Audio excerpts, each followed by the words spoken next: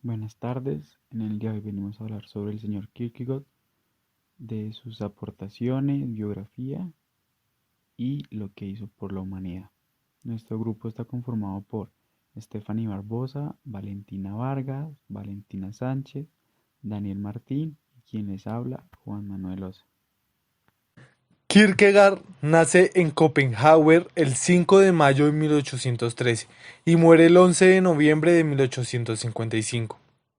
Fue un filósofo y teólogo danés, considerado el padre del existencialismo.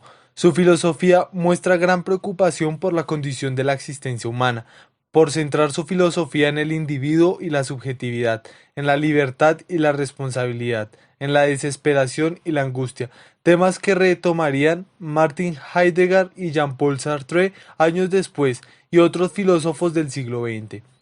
Criticó con dureza el hegelianismo de su época y lo que él llamó formalidades vacías de la Iglesia danesa.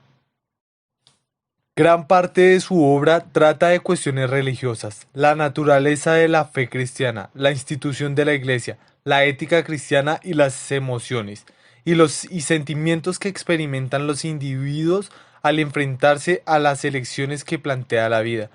En una primera etapa escribió bajo varios seudónimos con los que presentaba los puntos de vista de estos mediante un complejo diálogo. Acostumbró a dejar al lector la tarea de descubrir el significado de sus escritos porque según sus palabras la tarea debe hacerse difícil.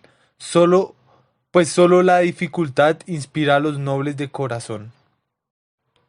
Ha sido catalogado como existencialista, neortodoxo, posmodernista, humanista e individualista, entre otras cosas, sobrepasando los límites de la filosofía, la teología, la psicología y la literatura. Kierkegaard es considerado una importante e influyente figura del pensamiento contemporáneo.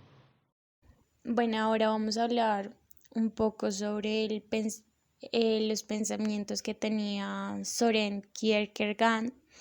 Uno de sus pensamientos sobre la filosofía y su filosofía estaba basada en la fe y la influencia de su padre lo llevó a pensar que esa fe era la que iba a salvar al ser humano de la desesperación. El fideísmo.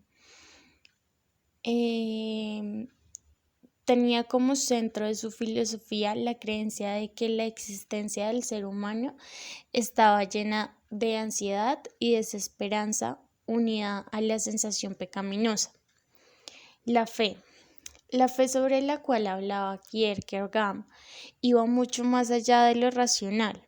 Además, era una fe auténtica e incluso mm, dijo que había que dudar de la existencia de Dios para tener la verdadera fe en su existencia. Relativismo. Otro aspecto que trataba Kierkegaard en sus trabajos filosóficos es sobre la subjetividad. Y su subjetividad es verdad y la verdad es subjetividad.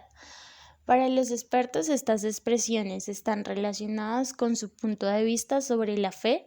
Para el filósofo, fe y verdad son lo mismo. Seguimos con la alineación del yo. Consiste en la desesperación por perder su yo interior, de tratar de ser otra persona perdiendo su esencia y a su vez su antiguo yo. Todo giraba en la negación de sí mismo, llevándolo a la desesperación. Según Kierkegaard, una manera de superar esa negación es aceptarse tal cual es y encontrar su paz interior, ser uno mismo en lugar de intentar ser otro. Cuerpo y alma. Para Kierkegaard, el tema del cuerpo y alma era muy controversial, pues él pensaba que ambas partes se complementaban entre sí a través del espíritu para conformar el ser y la autoconciencia personal. Dios como fundamento. Se basa en tomar a Dios como fundamento absoluto, elegirlo por encima de todo, incluso por encima de sí mismo, pues la persona que no haga esto está condenada a caer en la desesperación. Y como último tenemos el nuevo hombre ante Dios. Según Kierkegaard, El nuevo hombre es aquel que quiere ser sí mismo sin la presencia de Dios que todo lo fundamenta, pues no para rechazarlo, sino para más adelante postrarse ante él. Aportes. Dentro de los aportes de Kierkegaard se encuentra su reflexión sobre el lenguaje y su capacidad para mostrar la realidad. Además, también escribió algún trabajo que se podría considerar político, aunque más teórico que con pretensiones de tomar partido por ninguna ideología. Lenguaje. Para el autor danés existen dos tipos de comunicación. La primera, que denominó dialéctica, era la que se usaba para comunicar ideas, el saber. La segunda era la comunicación de poder. Es en esta segunda forma de comunicarse donde el individuo adquiere protagonismo. Esto es debido, según Kierkegaard, a que lo importante no es tanto lo que se dice, sino cómo se hace. Política. Según sus biógrafos, Kierkegaard se consideraba dentro de posiciones conservadoras. A pesar de ello, apoyó las reformas propuestas por el rey Federico VII en su país. Frente a Marx y su manifiesto comunista, el danés escribió discursos cristianos en donde proponía al individuo salir de la masa que apoyaba al orden. Vamos a seguir con sus obras. El autor trata de representar formas diferentes de pensar dentro de la comunicación indirecta, para proponer algunos temas. El filósofo, con este estilo, pretendía que sus trabajos no se consideraran un sistema cerrado, sino que cada lector pudiera sacar sus propias conclusiones. Además de esto, sus diarios son fundamentales para conocer su pensamiento sobre su vida, acontecimientos, divagaciones y observaciones que tenía cada día. Algunas de sus obras más importantes se generaron en 1843 y 1846, en las que sus temas principales eran la religión, el cristianismo y su visión del individualismo frente a la mesa, la angustia existente.